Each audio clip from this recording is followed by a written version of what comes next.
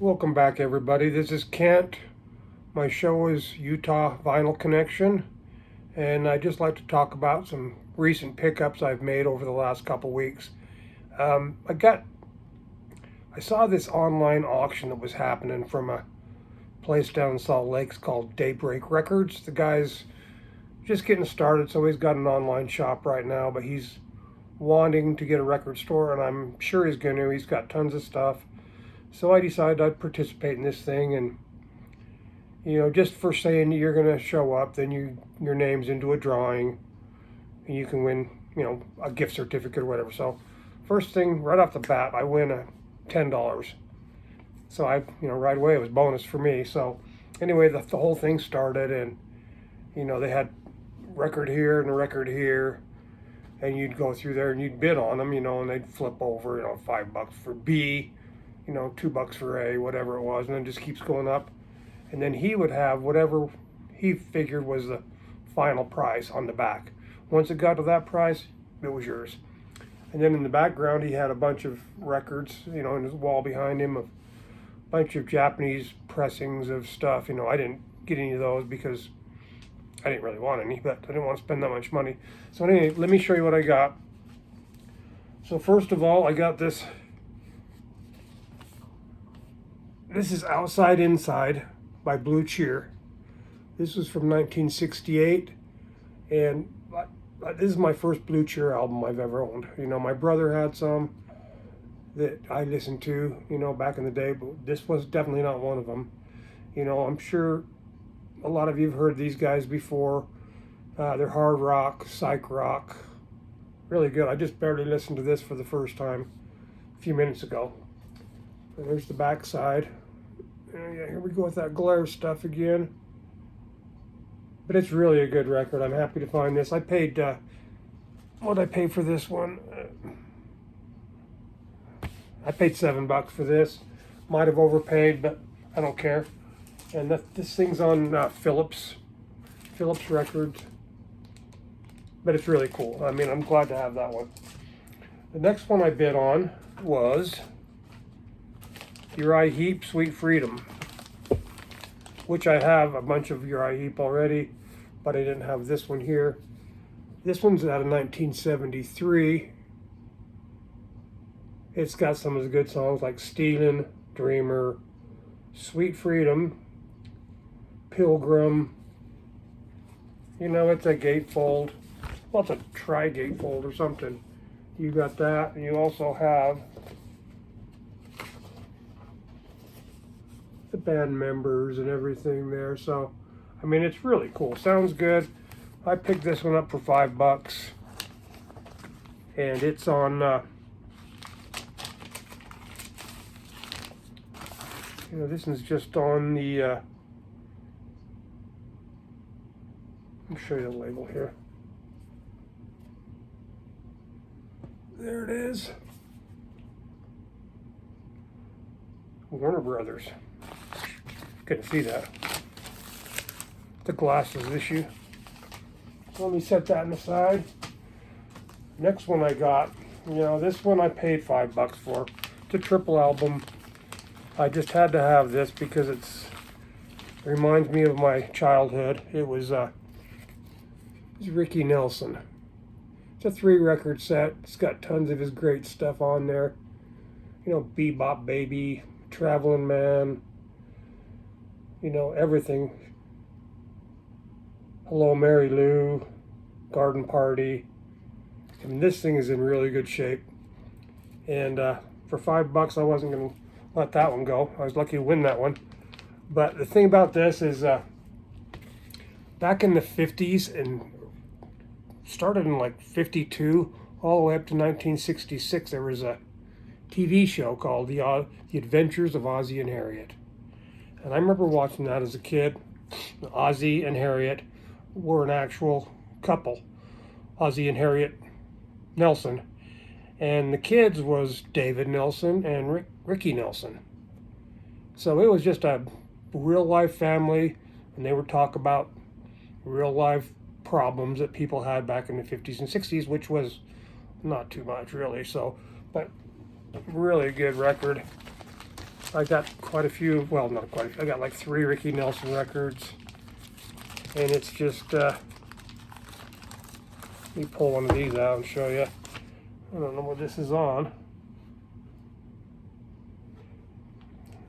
Just Sessions, whatever that is. But these things are, I mean, really good shape. There's that glare again. There's my phone. So anyway, moving on from that.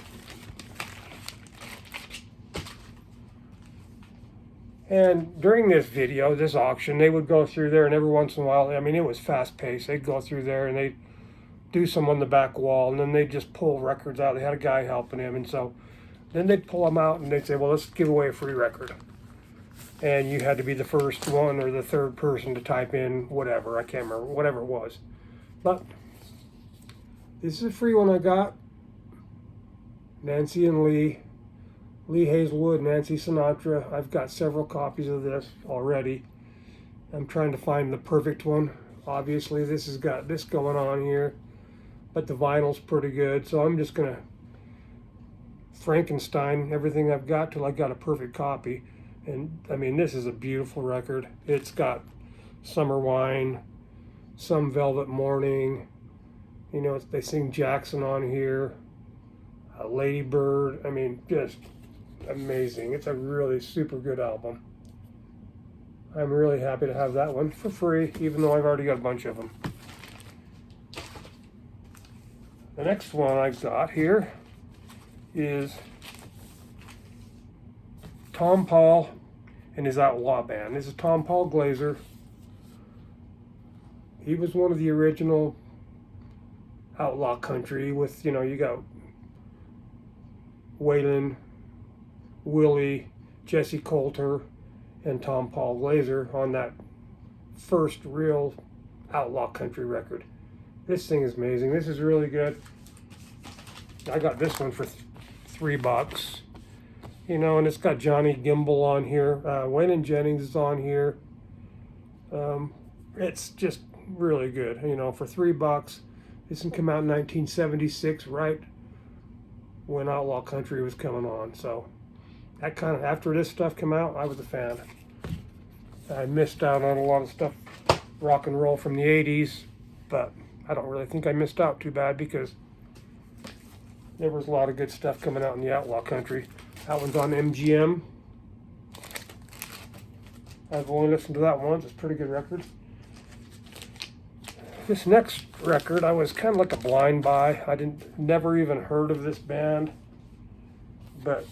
and I wasn't really paying that much attention, but it went for $3. You know, I thought, well, what the heck? You know, it's like, I loved the cover of this thing. It's the Seabird Band. And this thing, that was 1978. So this is, you know, kind of a country band, you know, southern rock, country rock. And it's really pretty good. I mean, I've only listened to this once. I just got these things in the mail a couple days ago, so. But it's got the inner sleeve kind of matches the cover. It's really cool. And the weird thing about this record is I haven't been able to figure it out, but it's got Waylon Records. I mean, I don't know what that is. If you can see that real close, probably not, but there's that thing. So I don't know if Waylon was, you know, had a record label at the time for a little bit or something. But it's cool. It's a cool record. It's got a lot of southern rock and sounds to it. This next one, I paid $7 for this one as well. And it's a bluegrass record, which works for me. This one's from 1978. This one's on Sugar Hill Records. This thing is in perfect shape as well. You know, most of the people at this auction were younger, I guess, because they were, you know, buying a lot of the stuff. And so I had a pretty good chance of getting some of these. But this is a cool record. You know, it's got Ricky Skaggs on here. He's the main singer. You've got Jerry Douglas on dobro. And this is a flat bluegrass record. This is really good. Like I say, it's on the Sugar Hill label, and usually anytime you see something on the Sugar Hill, it's going to be pretty good. It's got that cool label there, and this thing is, God, I got to do something about this glare, but anyway, I'll figure it out. So there's that one. These next few records, I just picked these up the other day. Stopped into one of my local thrift shops. They always have, she usually has 2 bins in there, and it's just in a back corner of her thrift shop, and she just brings in more when these things start to go down. And she has some weird stuff in there, but that's right up my alley as well. So this first one I want to show you is this record is from 1963, and I may or may not have bought this for the cover. This is the San Remo Festival, 1963. Apparently they did this every year, and I haven't ever seen these before. This is recorded in Italy, and it's on Epic. I haven't even listened to this yet. Maybe I tried it. I think it's all in Italian, but I don't really care. I mean, look at this cool label. It's an Epic. I don't think I've ever seen that Epic label before, but I like it. It's in great shape, so I'm happy to add that one to my collection as well. And then, speaking of buying something for its cover, I have another one of these Martin Denny's. I have several of these. This one here is 1960. This is stereo. I mean, I have this on mono. And I mean, these things are great. I mean, I never thought I would listen to something like this, but the first time I found one, I found a bunch of them. They were in excellent shape down in Salt Lake, so I grabbed them. Just thought, well, you know what? I don't care. They're great. And they're on Liberty. This is on Liberty. It's really good, really cool. I've got this and probably 6 others. So I'll add that one to my collection. And the very last one I'm going to show you today is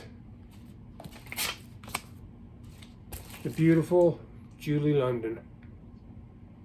I mean, I've got a bunch of her records too. I don't really care all that much for the music, but it's good. She's a beautiful singer, and I listen to them. It's not like I hate it. I don't really know any of the songs on here. It's got Blue Moon, Laura, but what a beautiful, beautiful woman she is. She was an actress as well. She was on the show Emergency. She was a nurse on that thing. This one's on Sunset Records, which is a product of Liberty. Most of the ones I have are on Liberty, and they were all either promos or demos, and they were in perfect shape. This one is in good shape as well. I think I'll probably make a video of all my records that I bought just for the covers. So I have one more since I'm right here. This is another one that I don't even know anything about. This is I think this might be Italian too. I don't even know what year it is. I haven't even looked it up, but nice cover.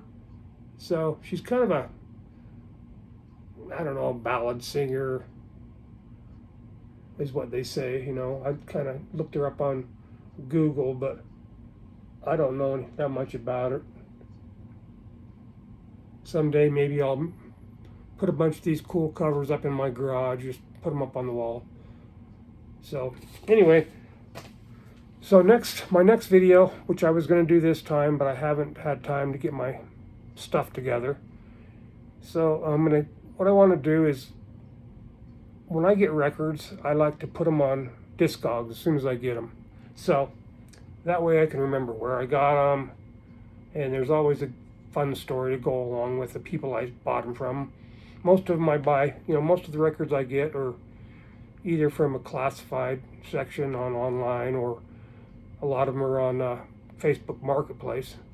And so you get a bunch of stuff, and you get to know the people.